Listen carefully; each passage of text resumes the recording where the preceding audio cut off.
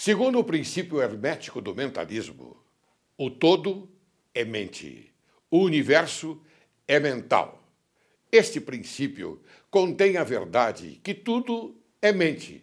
Explica que o todo, que é a realidade substancial que se oculta em todas as manifestações e aparências que conhecemos, sob o nome de universo material, fenômenos da vida, matéria, energia, numa palavra, sob tudo o que tem aparência aos nossos sentidos materiais e espírito, é incognoscível e indefinível em si mesmo. Uma mente vivente, infinita e universal. Ensina também que todo o mundo fenomenal, ou universo, é simplesmente uma criação mental do todo, sujeita às leis das coisas criadas, e que o universo como um todo, em suas partes ou unidades, tem sua existência na mente do todo, em cuja mente vivemos, movemos e temos a nossa existência. Este princípio, estabelecendo a natureza mental do universo, explica todos os fenômenos mentais e psíquicos que ocupam grande parte da atenção pública e que, sem tal explicação, seriam ininteligíveis e desafiariam o exame científico. A compreensão deste princípio hermético do mentalismo habilita o indivíduo a abarcar prontamente as leis do universo mental e a aplicar o mesmo princípio para a sua felicidade.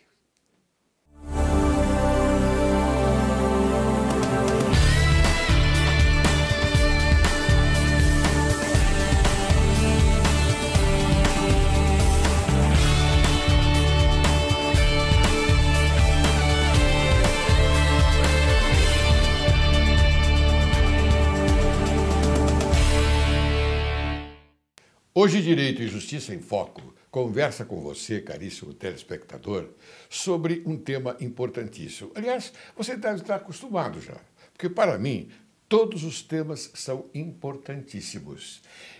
Ocorre que hoje nós vamos conversar com a excelente advogada doutora Ivone Zeger. E ela traz para vocês uma complementação do que nós conversamos no programa anterior. Por quê? Porque chegaram muitas perguntas, após o programa, chegaram inúmeras perguntas a respeito do tema que ela havia colocado aqui no programa Direito e Justiça em Foco. Então, eu resolvi chamá-la e ela me atendeu, graças a Deus, com toda a simpatia, e nós, então, estamos aqui levando para você uma complementação de acordo com aquelas perguntas que chegaram para a produção do Direito e Justiça em Foco. Eu ia fazer um outro tipo de programa, uma continuação no sentido do casamento, do divórcio, da separação e até da barriga de aluguel, vejam vocês, que também chegaram perguntas sobre esses temas. Mas eu preferi, já conversei com ela e nós vamos já agendar uma nova data para um programa suplementar. Bem, vocês conhecem esta magnífica advogada, doutora Ivone Zeger. Quem é Ivone Zeger? Bacharel em Direito pela Universidade Mackenzie de São Paulo, membro efetivo da Comissão de Direito de Família da Ordem dos Advogados do Brasil, secção de São Paulo, é pós-graduada em Direito Constitucional pela Universidade de São Francisco e em Administração de Empresas pela Fundação Getúlio Vargas. Atuou como juíza do Tribunal de Impostos e Taxas do Estado de São Paulo. Especialista em direito de família e heranças, atua há mais de 20 anos com questões relativas a separações, divórcio, partilha de bens, união estável, pensão alimentícia, testamento, inventários, doações, usufruto, deserdação, entre outros assuntos. É advogada militante em São Paulo, consultora jurídica, palestrante e escritora. Publicou livros Família, Perguntas e Respostas, Herança, Perguntas e Respostas.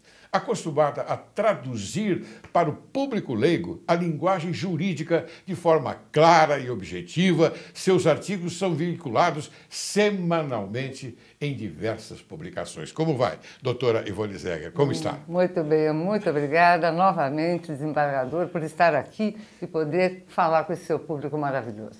Eu é que agradeço porque você atendeu o nosso pedido em face, como eu anunciei agora, inúmeras perguntas após o seu programa. É impressionante como assistem, como gostam de você. Que bom, e como existem dúvidas. Não, exatamente. E eu já tenho a primeira pergunta, que é da Maria Alice de Brasília. Ela diz, sou divorciada e tenho um filho pequeno. Tenho medo de que, se eu vier a morrer, enquanto ele ainda for menor, meu ex-marido, que não é nada confiável, olha só, fique com a guarda do menino. Posso fazer um testamento determinando que a guarda de meu filho fique com a minha irmã? Ela já concordou com isso. E agora? Olha, Maria Alice, deixa eu contar para você que as coisas não funcionam bem assim.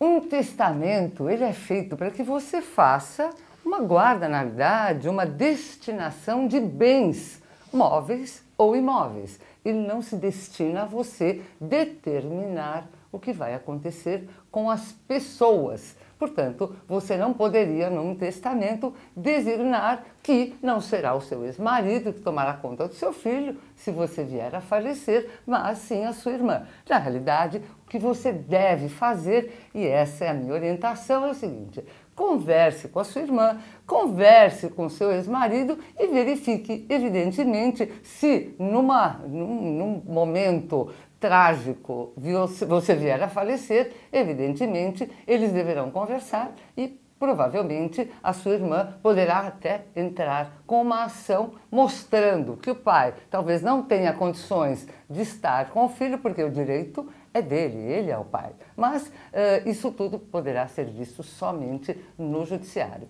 O que você pode fazer, sim, é num testamento. Caso não haja o pai ou sua irmã não exista mais, a gente nunca sabe o que pode acontecer. Claro. Você pode designar um tutor, alguém, se seu filho for menor, alguém que possa vir a cuidar na falta do pai ou até sua irmã, que poderá ser a tutora. Mas, normalmente, designar alguém é muito difícil, não se faz, não é esse o objetivo do testamento.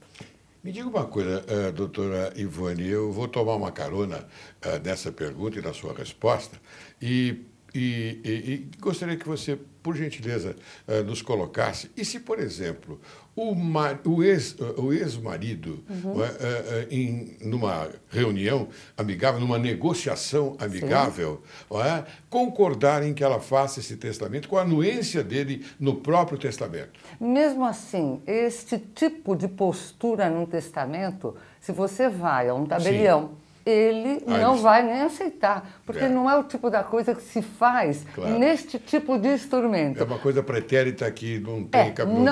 Não tem cabimento. A questão é interessante, até se ambos entendem que isso é possível, mas não é o instrumento correto para isso, tá? Muito bem. Não, eu até fiz essa pergunta para que... Porque essa é uma dúvida. Não é? Uma dúvida que o telespectador agora já sabe. Não pode mesmo. Descartar essa hipótese. Exato. Bom, agora tem uma pergunta de sua colega, uma advogada. Claro. Doutora Mariana Goldsman. Ela é de São Paulo e ela gostaria de saber mais sobre cláusulas restritivas. E eu gostei dessa pergunta que ela faz pelo seguinte, porque sempre há uma dúvida dos nomes que constituem até palavrões, não é? Jurídico. Então eu gostaria que você explicasse. Inalienabilidade, impenhorabilidade, incomunicabilidade. Ela pergunta, a senhora pode nos falar um pouco sobre essas cláusulas? Claro, colega. Mariana, deixa eu lhe contar, e até o público é importante que todos saibam. Essas palavras, elas têm um significado extremamente importante quando você vai fazer um testamento, quando você vai fazer uma doação, quando você tem, então, um imóvel. O que acontece? A palavra, por exemplo, a primeira delas, a inalienabilidade. Um imóvel, o que você faz com o imóvel? Você pode vender. Então, ele é alienável. Você aliena. Esta palavra alienar significa vender. Se você coloca uma cláusula restritiva que diz que ele será inalienável, significa que ele não poderá ser vendido. E isso acontece muito em testamentos.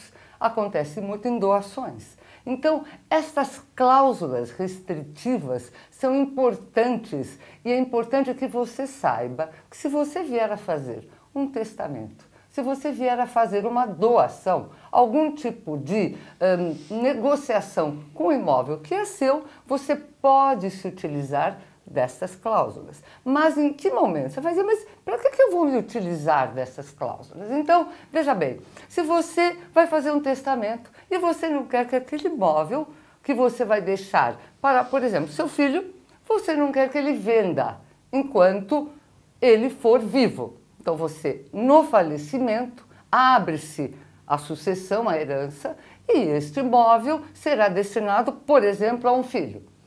Este imóvel, você já vai dizer no testamento que você quer que ele não seja alienável, portanto, existirá a cláusula de inalienabilidade.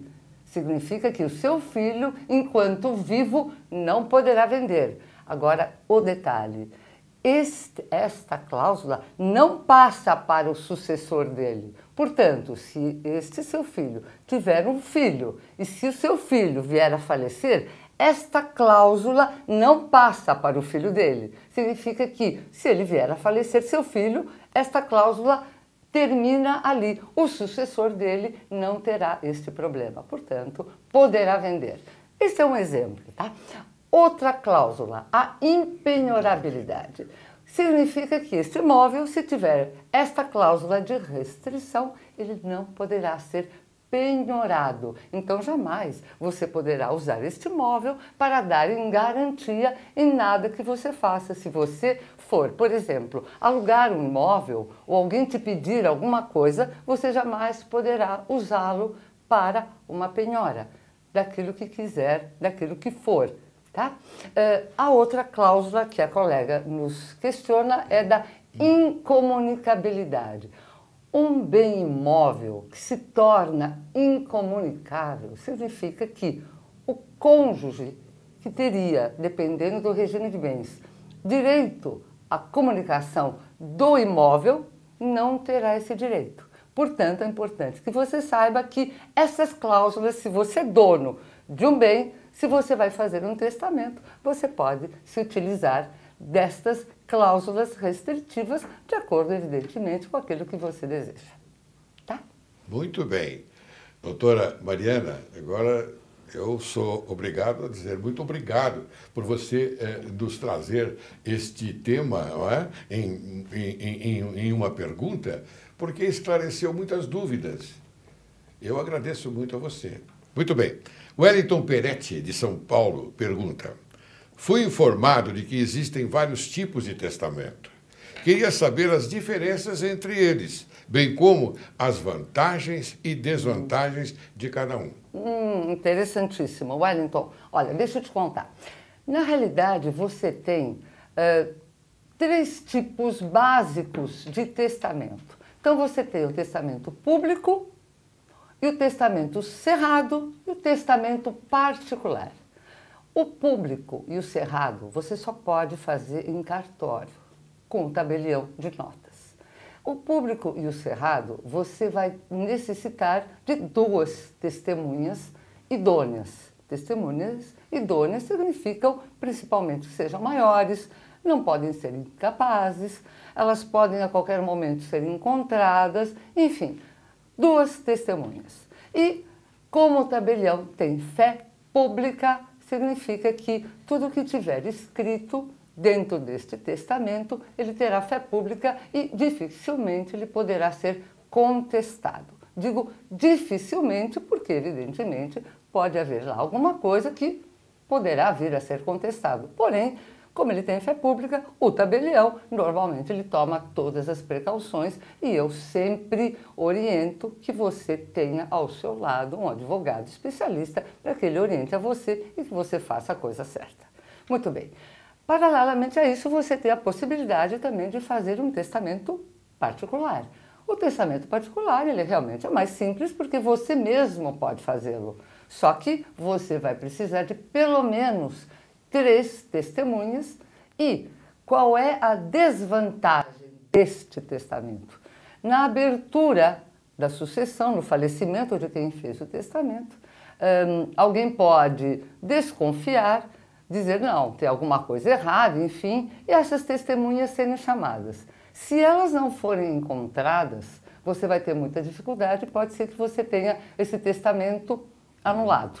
Então, tem que tomar alguns cuidados, ele é mais fácil, não é custoso, evidentemente não custa nada, mas o cuidado em relação até às testemunhas, que precisam ser essas pessoas idôneas, enfim, mas se elas não forem encontradas na abertura do testamento, pelo menos uma, mínimo uma, você pode ter dificuldades. Então, basicamente, são esses. Mas só vou lembrar, e é importante você saber, que você ainda tem 3 outros tipos. O marítimo, o terrestre, que eu também vou te contar, e também o que você pode fazer se você estiver, por exemplo, num avião.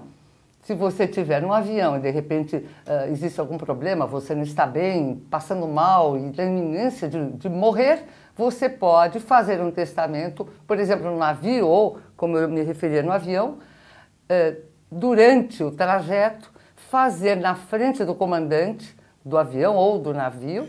Ele tem validade de 90 dias, mas se não acontecer o falecimento dessa pessoa, em 90 dias ele não terá mais validade. Aí você terá que fazer um outro testamento. Isso é só para dar uma ideia daquilo que pode ser. Mas é interessante o que você falou, pelo seguinte, porque no ar, não é?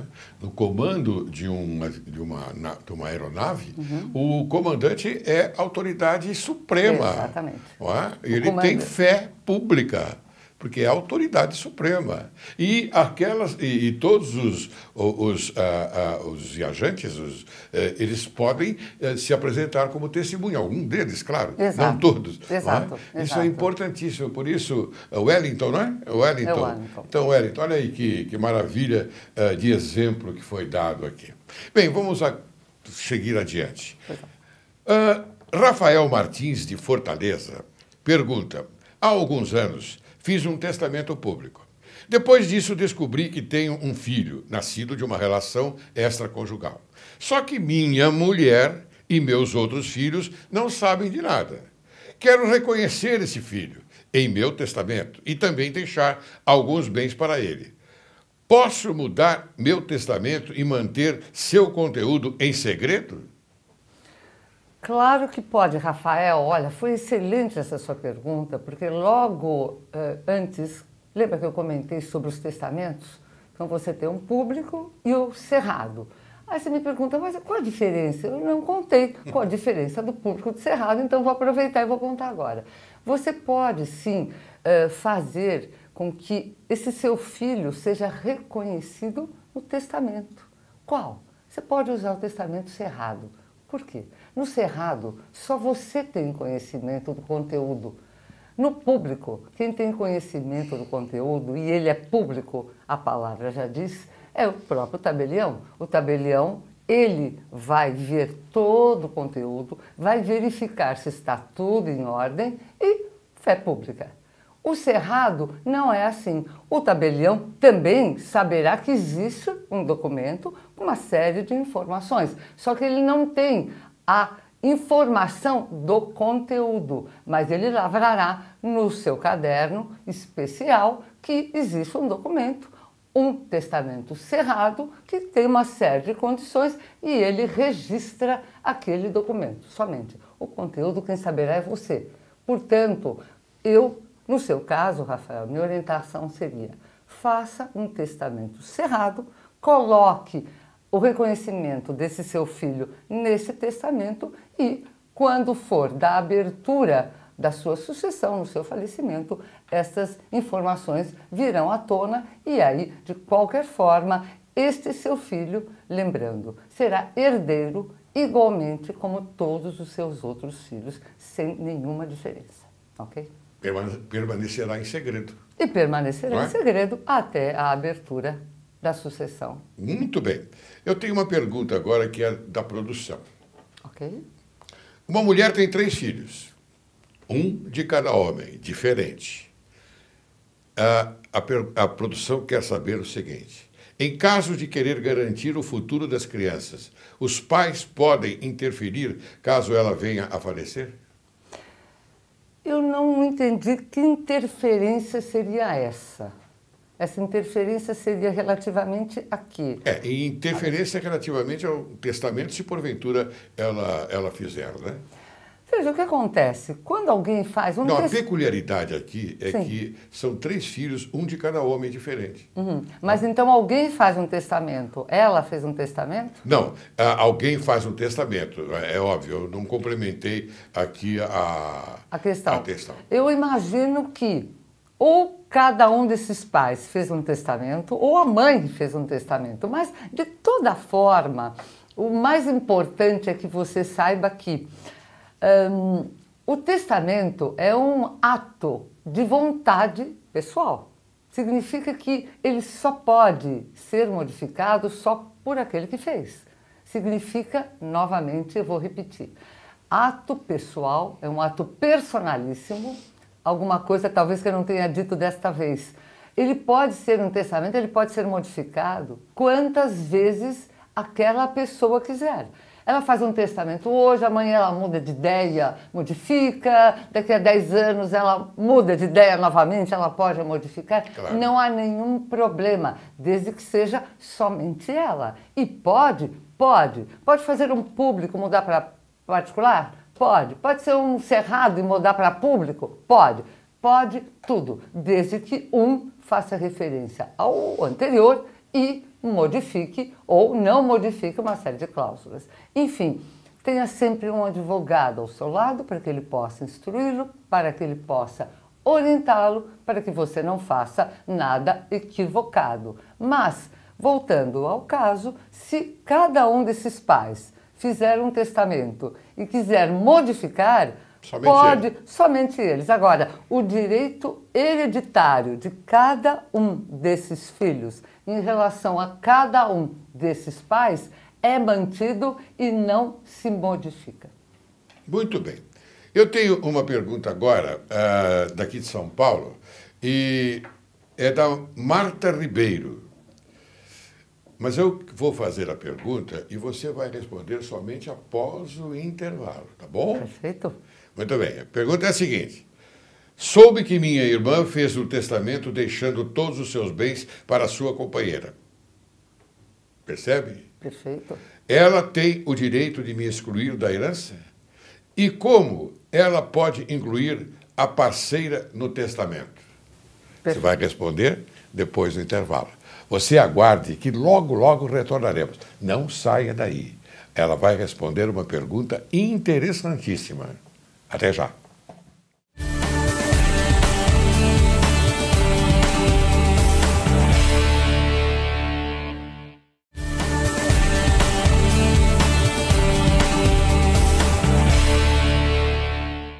Retornamos. Então, doutora Ivone, a Marta fala sobre a irmã que fez um testamento deixando todos os seus bens para a sua companheira.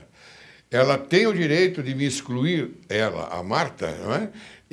Do testamento, da herança? E como pode incluir a parceira no testamento? E agora? Marta, deixa eu te contar. Aqui nós temos alguns assuntos para te esclarecer. Em primeiro lugar, se a sua irmã vier a falecer, pelo que você conta, você parece que é a única herdeira da sua irmã. Mas a sua irmã não tendo outros herdeiros, e você sendo a única herdeira, como irmã, você não é herdeira necessária. Aí você vai me perguntar, mas o que é herdeira necessária? O que é herdeiro necessário? A lei, nossa lei, Código Civil, diz que herdeiro necessário, obrigatoriamente, são os, primeiro, descendentes, os filhos, na falta dos filhos, os netos. Na falta dos netos, os bisnetos. Em seguida, se você não tem os descendentes na família, você pode verificar se você tem os ascendentes. É a sequência. Quem são os ascendentes?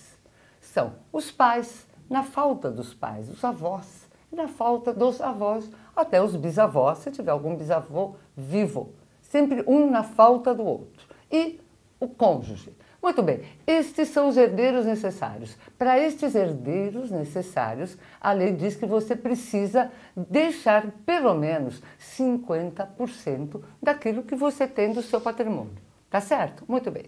Os irmãos são herdeiros colaterais e, portanto, não são herdeiros necessários. Tá correto até agora? Muito bem.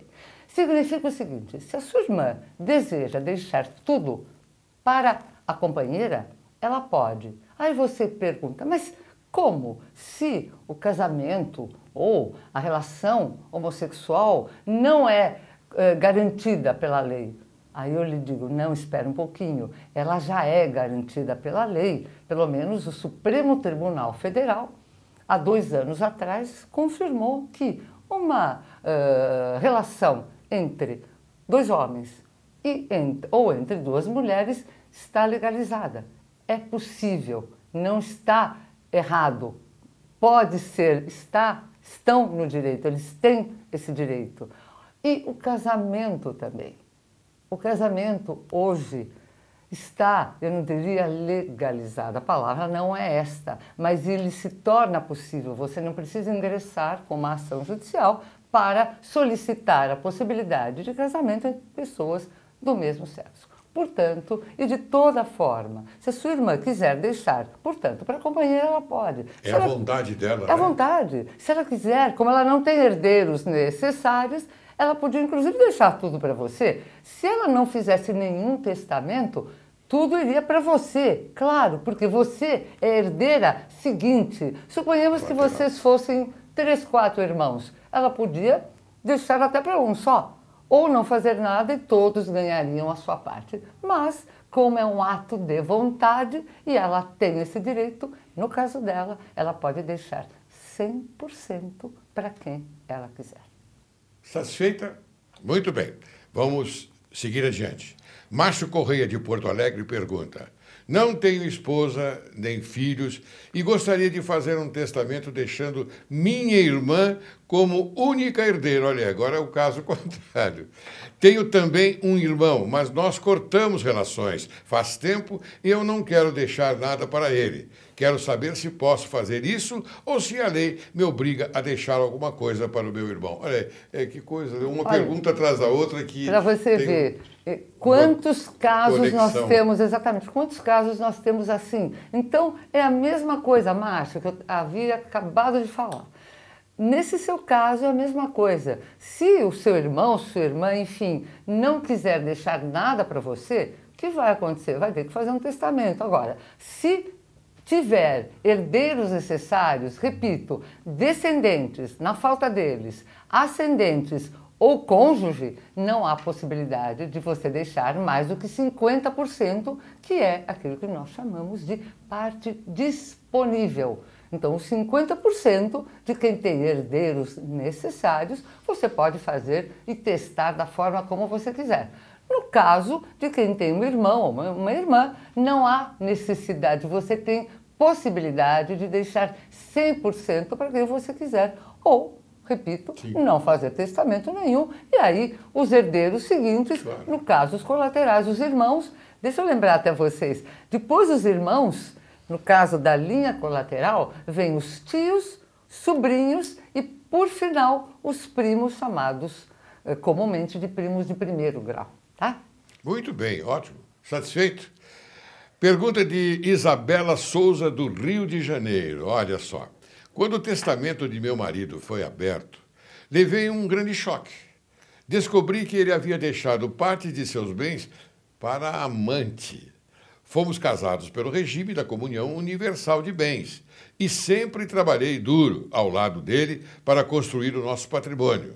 Já a amante, é claro, nunca fez nada, mas ganhou muitos presentes quando ele estava vivo. Posso anular esse testamento?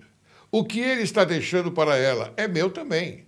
Olha aí, que pergunta. Olha, Isabela, eu interessante, entendo, né? é interessante, mas às vezes as coisas não são exatamente como, infelizmente, essa pergunta que você me faz. Em primeiro lugar, a amante, primeiro nós não sabemos se você continuava casada ou se você estava separada de fato, sem ter um divórcio, sem ter uma separação judicial, enfim, sem ter se separado formalmente. Então, essa é a primeira questão que nós, advogados, fazemos. Então, não sei a sua situação. Mas se ele fez um testamento e destina para alguém ou para algumas pessoas algumas coisas, essa prova deste concubinato, que nós chamamos a amante de um homem casado, é a concubina e é o concubinato impuro. Esse concubinato impuro você precisa provar. Agora, não podemos confundir se você estava separada e se o seu ex-marido estava no concubinato puro, que hoje nem se dá mais quase esse nome, usa-se, na verdade, o Código Civil está aí, a Constituição, inclusive, se refere à união estável. Então, muitas mulheres, elas ficam muito magoadas, mas e não admitem a interferência ou a existência de uma outra mulher, da terceira mulher, enfim, da outra, e elas continuam chamando de amante. Só que hoje as coisas se modificaram, já faz bastante tempo, e até o Código Civil, ele já manifesta que a união estável entre um homem e uma mulher acontece, existe a guarida da lei, e você anular um testamento baseado nesta possibilidade, eu acredito que seja um pouco difícil, mas, evidentemente, dependendo do caso, eu diria que é possível e, bem orientada, com um bom advogado, você pode vir a fazer aquilo que você acha mais importante, tá bom? Ótimo. Entendeu, Isabela? As coisas às vezes não é como a gente pensa. E outra coisa, classificar essa pessoa a quem ele deixou os bens, pode ser que não seja uma amante, pode ser que seja uma pessoa com desideratos diferentes, não sei, alguma coisa nesse sentido. Bem, vamos prosseguir. Laura Campos de São Paulo pergunta: meu companheiro morreu e eu descobri que ele deixou um testamento que determina que todos os seus bens devem ficar com irmãos. Acontece que vivemos juntos por mais de 20 anos. Eu o ajudei a comprar tudo o que ele possuía. É possível invalidar esse testamento? Claro, veja, Laura, eu repito, essas questões, eu estou dando mais ou menos uma ideia daquilo que pode acontecer. Dentro daquilo que você conta, se realmente você esteve numa união estável, ajudou a comprar, acredito, você inclusive não precisa provar que você estava com dinheiro e comprou, não é essa a necessidade. Mas se aquilo que foi comprado durante o tempo da união estável, primeiro ela precisa ser reconhecida, tá? Sendo reconhecida, você terá direito. Se ele fez um testamento e não deixou nada para você, deixou tudo para os irmãos, evidentemente, com estas provas, este testamento poderá ser anulado. Claro que se estes bens que o seu ex-companheiro destinou aos seus irmãos, na realidade, eles se mostraram não pertencentes a vocês e você não sabia que provavelmente eram bens que ele tinha antes de ter este relacionamento com você e vendeu para fazer novas compras, fazer outros arranjos, isto terá que ser provado. E sendo provado, aí não, você realmente não teria direito. E se provar o contrário, evidentemente você terá direito àquilo que lhe pertence. É interessante essa pergunta, porque, na minha visão, me parece que ela terá que provar que realmente houve uma união estável em juízo, não é verdade? Primeiramente, o reconhecimento... Em juízo. Em juízo, sempre. O reconhecimento da união estável, para quem não é casado, essa é uma questão muito importante, porque muitas pessoas, nós conversamos, e as pessoas dizem, não, mas eu sou casada, etc. Quando você vai ver, nunca houve casamento, mas elas estão juntas e elas entendem que seu relacionamento é um casamento. Só que para o direito, não é. E você deve entrar no judiciário para obter o reconhecimento, para obter a dissolução em caso de separação ou em caso de falecimento, para poder ter o seu direito reconhecido. Diferentemente do casamento. No casamento, você tem a certidão de casamento e lá vai dizer tudo que você tem direito. Você não precisa provar mais nada. Essa união estável, então, corre em paralelo ao casamento, mas com a diferença de ter que ingressar em juízo para provar este compromisso entre o vínculo entre o casal. Exatamente. E filhos, muita gente imagina, não, mas eu tenho um filho com meu companheiro, então essa já é uma prova? Não. Filho não é prova. Filho é prova que você tem um filho e que esse filho será seu herdeiro e herdeiro dele. Mas não é prova de reconhecimento de união estável. Que coisa, né? Tá. A gente pode conversar sobre isso uma outra vez. Não, é lógico. Vamos seguir adiante, porque tem uma pergunta interessante também, que é do Miguel Andrade, de Santa Catarina. Ele diz que durante a vida trabalhou muito e conseguiu juntar um patrimônio. Ele queria fazer um testamento, mas ele diz, sou uma pessoa muito simples e tive pouca educação. Se fizer um testamento, sou eu quem tem que escrever tudo. Como se escreve um testamento? Puxa, Miguel, não fica preocupado. Não se preocupe. Na verdade, eu entendo este dilema. Eu tenho algum patrimônio, alguma coisa, eu quero deixar para um filho, para uma pessoa que me ajudou, mas eu não sei escrever. Isso, infelizmente, não é uma condição somente sua.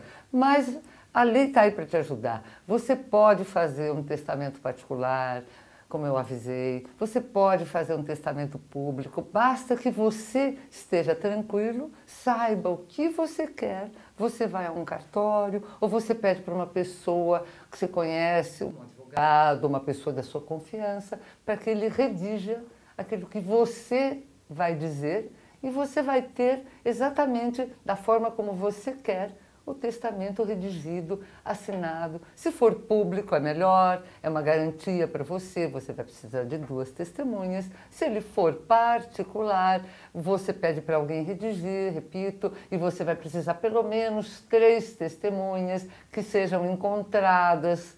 Também é importante, não pode ser qualquer pessoa que passa na rua, não é assim. Então, alguns cuidados você deve ter. Então, se acerque de pessoas da sua confiança, que saibam do que estão fazendo e você vai ter essas coisas garantidas.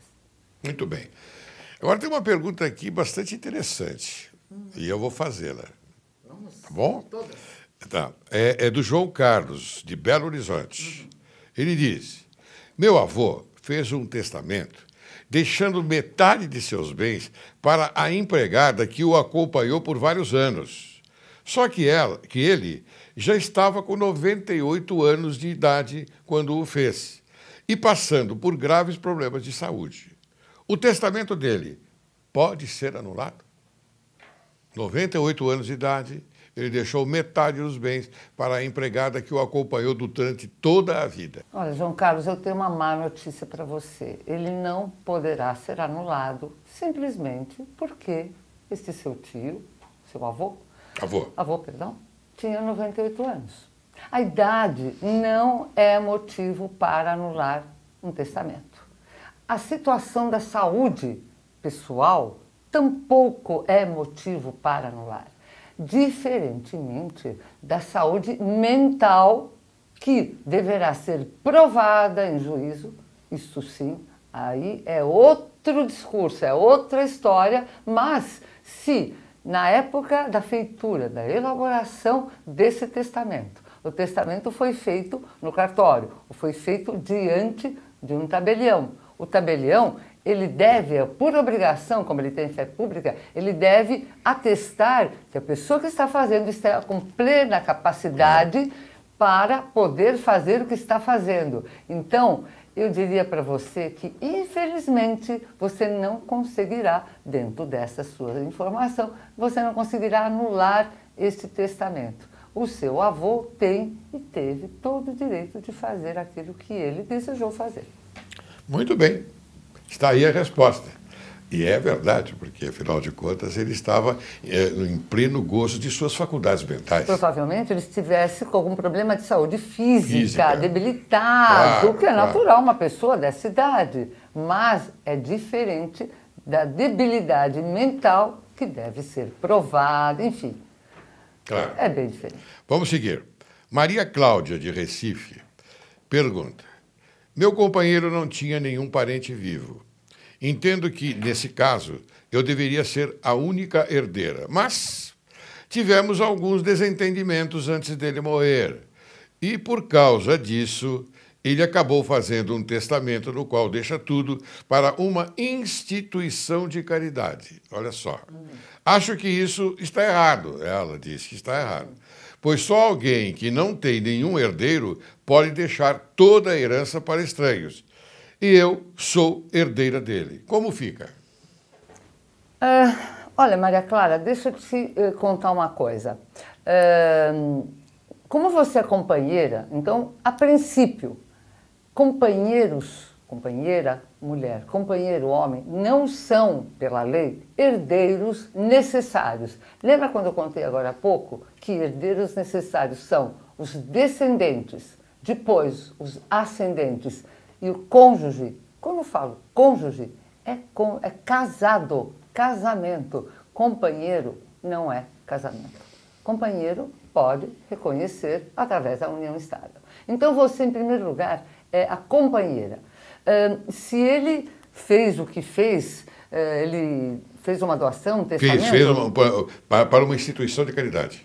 Na realidade, como ele não tem obrigação, na realidade, ele não tinha obrigação de deixar para você nada, porque ele não tem herdeiros, não tem descendentes, não tem ascendentes, não tem pais vivos, não tem filhos e não tem cônjuge, ele não é casado. Então, pela lei, ele não tinha obrigação de deixar para você. Se ele, evidentemente, não tivesse feito um testamento, com certeza você provavelmente seria herdeira, mas, lembro, nós temos um artigo no Código Civil... E aqui entende-se que eles estavam separados. Estavam até separados, eu não vou entrar nem nesse detalhe, porém, mas só para explicar para você. O artigo 1790 do Código Civil ainda diz mais. Se você concorrer como companheira, depois de reconhecida, concorrer com outros parentes, sem ser filhos, sem ser, enfim, pais, você concorrer com primos, com sobrinhos, com tios, você sempre estará em último lugar. Infelizmente, a lei não contemplou o companheiro como talvez deveria. Essa, inclusive, é uma grande reclamação de todos nós que mexemos com direito de família e direito sucessório. Mas eu diria para você que, infelizmente, é assim que a lei determina e ele não está errado naquilo que fez. Doutora Ivone Zeger, eu tenho aqui inúmeras perguntas ainda, algumas perguntas que eu, como já estou encerrando o programa, lamentavelmente, eu não tenho mais condições de nós questionarmos e de nós esclarecermos. Mas isso ficará para um próximo programa. Eu quero até me referir ao Rafael Martins, de São Paulo, a Letícia Pontes, de Brasília. Nós faremos essas perguntas posteriormente, mas, lamentavelmente, eu tenho que encerrar o programa. Antes, eu queria dizer que a doutora Ivone Zeger, ela é autora dos livros Herança, Perguntas e Respostas e Perguntas e Família, Perguntas e Respostas. São esses dois livros aqui que vocês já devem conhecer, não é? Porque nós sempre apresentamos, não é, essas obras para vocês que podem adquirir para facilitar mais o entendimento sobre aqueles palavrões jurídicos, né? Muito bem, doutor Ivone Zeger, eu agora peço a gentileza de apresentar as suas considerações finais. Mais uma vez eu agradeço o convite. É muito importante para mim e para os colegas que frequentam esse programa poder conversar com você. Para nós é importante que você conheça, que você saiba aquilo que o direito te propicia. Quanto mais você souber, mais você dará a toda a sociedade aquilo que nós todos merecemos, que é a tranquilidade, o direito e o dever daquilo que nós precisamos, essa paz, essa tranquilidade que só conhecendo, só sabendo daquilo que você deve e daquilo que você tem o direito, só conhecendo é que você vai estar seguro. E essa segurança, você transmite e você passa. É de pai para filho. É bom, é importante. Muito obrigada novamente pelo convite e, como sempre, desembargador, o senhor sabe que sempre eu estarei aqui a seu pedido. Eu agradeço muito e vou lhe incomodar mais ainda aqui. Vamos fazer uma programação posterior, para daqui a uns 30, 40 dias, okay, para que você volte aqui e vamos abordar aqueles temas com perguntas remanescentes. Tá bom? Perfeitamente. Oriundos de perguntas remanescentes. Eu quero agradecer muito a sua presença e sei que é produtivo porque o telespectador aproveita bastante. Porque esses casos são corriqueiros na família brasileira, não é? E tenho certeza absoluta que tirarão proveito das suas colocações, não é? E dos seus ensinamentos. Como eu também agradeço porque sempre aprendo com você, minha querida doutora advogada Ivone Zeger. Muito obrigado.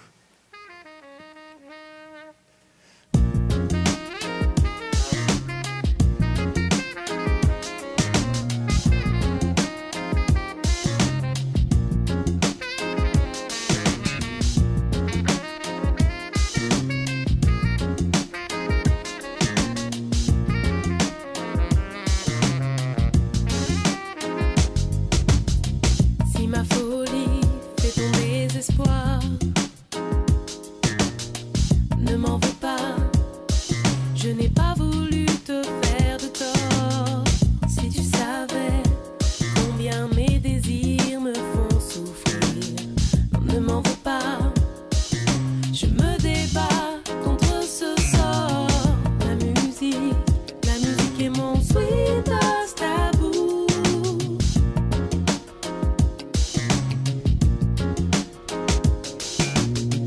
La musique est mon sweetest tabou. Trop égoïste, comme une